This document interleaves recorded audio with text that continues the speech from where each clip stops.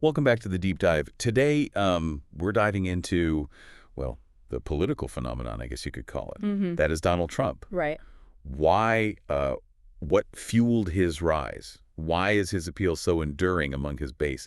We're really going to try to go beyond the headlines with this one Yeah. and uncover the deeper story. It's a fascinating question, It is. and one that I think continues to spark debate and discussion even now, Absolutely. years later. Yeah. And to help us untangle this, we've got some really fascinating research to dig into. Yes. We'll be looking at excerpts from RothwellGallup.pdf, The Effects of Donald Trump.pdf, Oh, McAdams 2016 MindOfTrump.pdf, okay. NotGoesET-L.pdf, Yeah. and Nov16c's FeatureZero.pdf. Wow, that's a lot. Yeah, we're really diving deep today. All right. These articles give us a really interesting mix, I think, of political analysis, Hmm. psychological profiling, Right. and sociological perspectives. Yeah, those are going to be really important, I think, as we kind of go through this. Definitely. And, it's easy, I think, to point to economic anxiety as kind of a driving force behind Trump's support. Sure.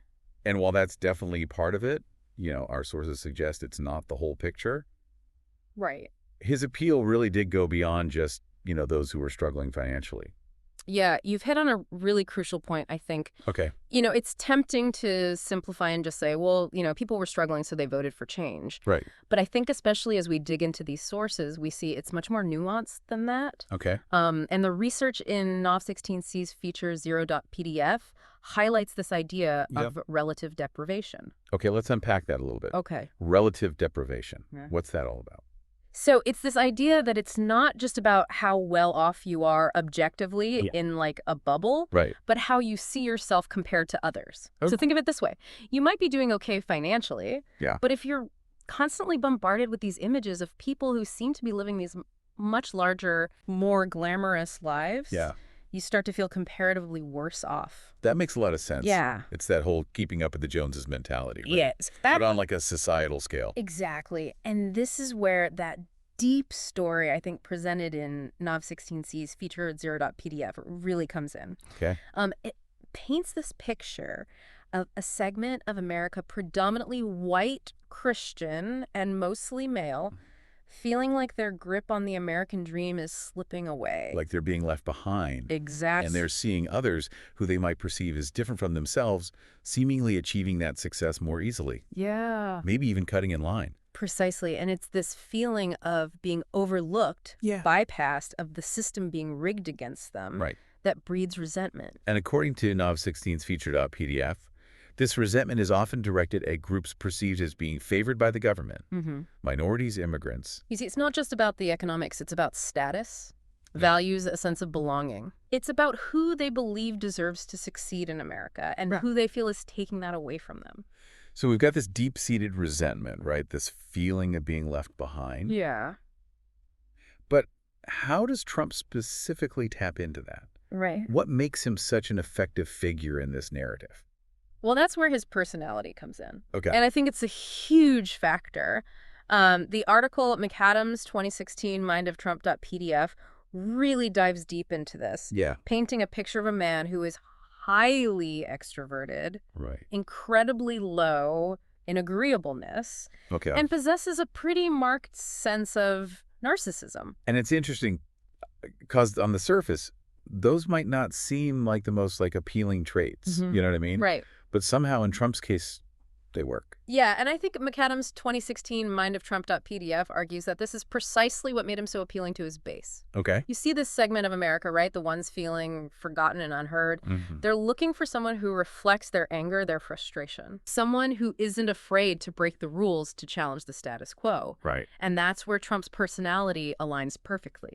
Yeah. His constant need for attention, his aggressive communication style, Right. the way he seems to thrive on conflict. Yeah. It all feeds into this image of a warrior Okay. fighting for the little guy. So it's like he embodies that deep story we're talking about. He becomes the personification of their frustration. Precisely. He becomes the leader who promises to fight the battles they feel they can't win on their own, Right. the one who's not afraid to speak his mind, even if it offends. Yeah. And this ties directly into the concept of a strongman leader, Okay. which McAdams' 2016 MindOfTrump.pdf touches on. And this is a pattern we see throughout history, right? All Yeah. times of turmoil. Yeah. When people feel like the system has failed them, They crave this, like, strong, decisive leader. Absolutely. Think about figures like Andrew Jackson, Okay. who's often compared to Trump. Right. In terms of his populist appeal and volatile personality, Okay. these leaders emerge because they offer a sense of security,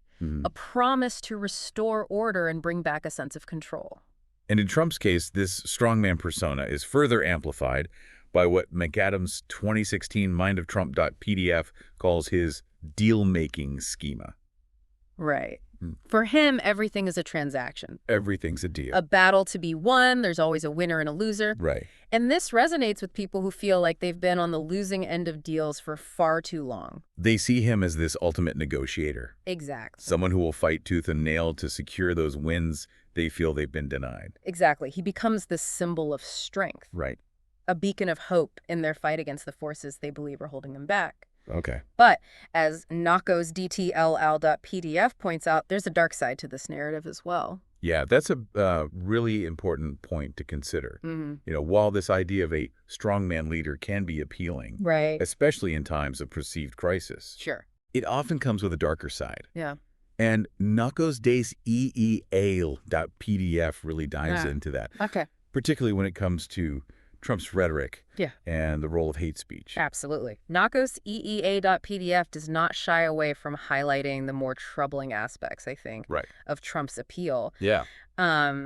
It points to his consistent use of demonizing language, Okay. his tendency to reduce really complex issues to these simplistic us versus them narratives. And this is where we see those initial feelings of resentment and frustration being channeled in a very specific direction. Exactly. The article cites numerous examples of dehumanizing language Okay. used against Latinos, Muslims, African Americans, the media. The Right. list goes on. And it wasn't just about stirring up controversy or anything like that. Right. It had a real impact. It did. Nakos80al.pdf talks about like this chilling effect, this Yeah. surge in bullying and hate crimes reported after his election. Right. It's like his rhetoric created a climate where these existing prejudices Yeah. felt emboldened, more acceptable to express openly. And this taps into, a really fundamental aspect of human psychology, Totally. what social scientists call in-group bias, Mhm. right? It's this natural human tendency to favor our own group and be suspicious of outsiders. Yeah, it's something it's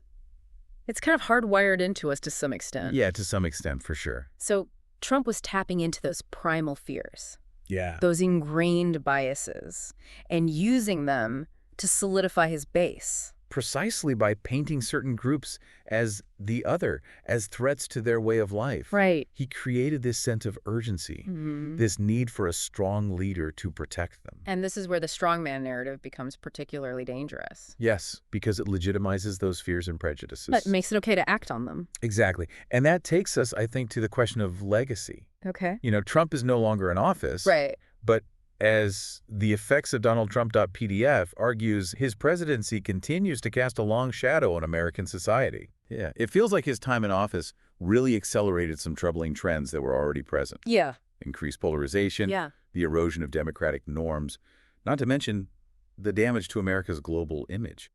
The effects of DonaldTrump.pdf makes a really compelling case. I think that Trump's presidency represented this watershed moment Yeah. in American politics. He tapped into something profound, Okay. a deep well of resentment and anxiety that I think a lot of people didn't even realize existed. Right. And the question now is, what happens next? Right. Is this the new normal? Have we entered a new era of American politics? Yeah. One where these divisions and this style of leadership are just the norm. Yeah. And if that deep story of resentment and injustice, that feeling of being left behind, if that isn't addressed, Right. what kind of leaders will it continue to empower? It's a lot to unpack, It is, and it's something we'll likely be grappling with for years to come. for sure. But that's all the time we have for today. Okay. What are your thoughts on this? We really want to hear from you. Share your insights, your questions, your reflections on social media using #TheDeepDive. Absolutely. And join us next time as we take another deep dive into a topic shaping our world.